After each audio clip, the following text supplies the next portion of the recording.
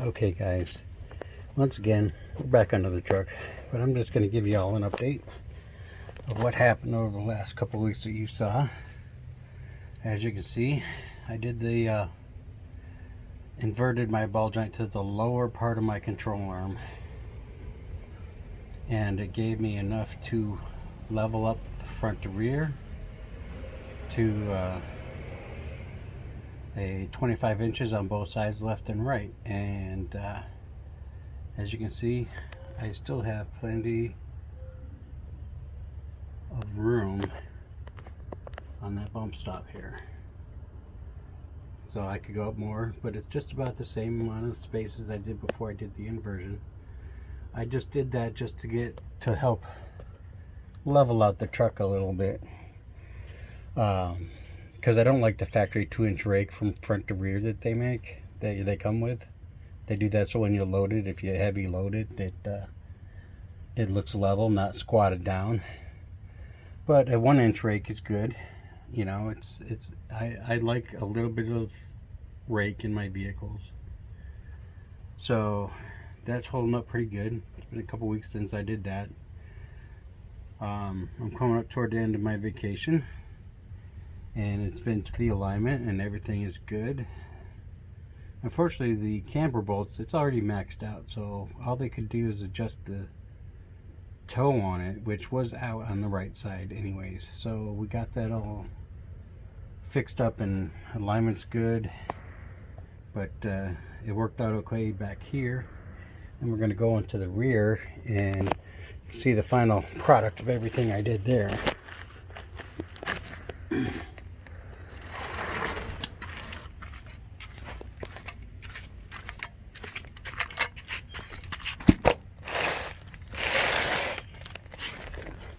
Ow! Bumped my head on the edge. Now, you saw that I did these center pins, and they're still straight. Both of them are still nice and straight. Everything has stayed lined up.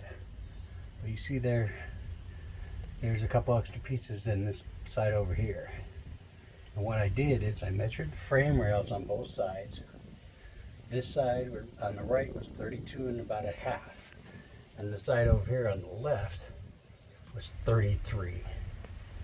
So I had a spring pack that I had bought for these trucks, and it was down at work, and I went down there and I took it apart and had my boss cut the top leaf right there where the center bolt goes through. I had him cut that center section because it's the flattest one, and then I ground down the edges. And I had one more of those spacer plates between the leaves. I had one more extra one of those, and I put that on the bottom. But I put that in the spring pack. The bolt goes all the way down into the block where it's supposed to, so nothing is going to shift.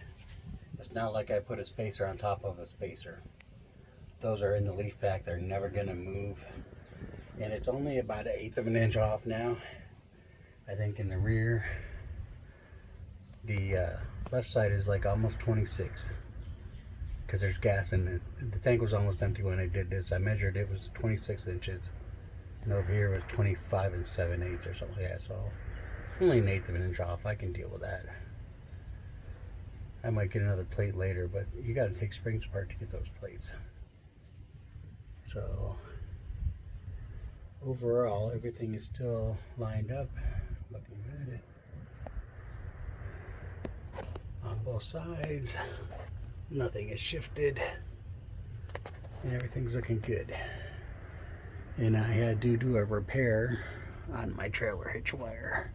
For some reason, I had to zip tie it together, because the side going into the truck does not like to stay into this new wire harness.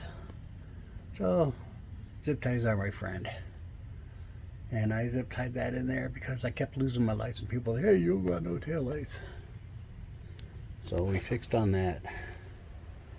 Did a lot of extra work to the rear of this on vacation. I swear I might as well go into work. But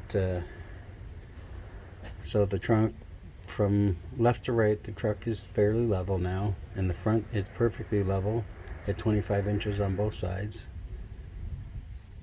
of the rocker panel. I went right to the front of the rocker, not the fender, because my passenger fender was kind of pushed in by the front wheel before I did the full 6-inch lift on this. So I went at the very front of the rocker panel where it starts at the fender. It's 25 inches on both sides, and on the rear bed fender in front of the tires, 25 and 7/8 on the right and 26 on the left. So from left to right, it's almost even in the back. It did not, however, get my bed straight. There's still a little droop in the back right corner, and I might take these two rear bolts out here and here and maybe put some washers in there to level out the actual bed itself. But the frame is almost perfectly square now, because this is, it bothers me. I have a mild case of OCD, and everybody's like, well, no one's gonna see it. And I was like, well, yeah, nobody will notice it, but I know it's there. And this truck was in some kind of accident, apparently more severe than I thought, way before I bought it, because the left fender is aftermarket. The left door is off of a Tahoe, and the left recorder has been worked on. You can see very light sand marks under the paint. The rear window was replaced with a non-tinted one, and as you can see, this bed is not a burgundy like the rest of the truck. So something kind of bad happened to this truck sometime in its life, so I'm just kind of making it look okay appearance wise for me more than anything, because most people probably wouldn't even notice that, but I did. So I'll just post this after my vacation ends, and once I get all the other videos in order. This will probably be the last one, like a little recap video, but there you go. Everything's hooked up for the suspension. We're almost completely level all the way around the way I want it to be. So till the next video, y'all have a good day.